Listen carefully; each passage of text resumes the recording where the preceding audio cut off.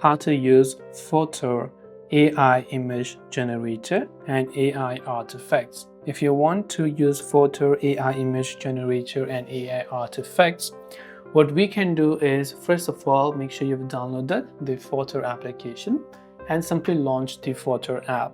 Depending upon whether you have the premium version or the basic version, like the non-premium version, you'll have a couple of settings.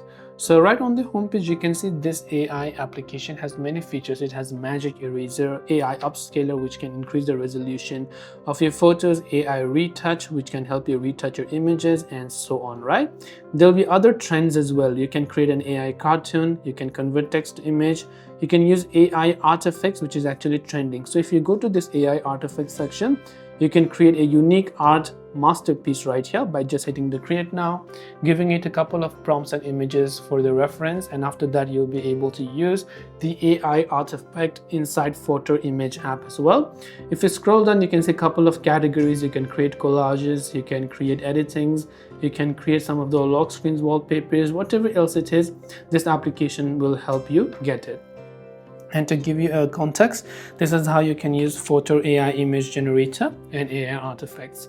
Hope this video helped you out, and if you have any questions, feel free to leave them down below. Thank you for watching and see you soon in the next video.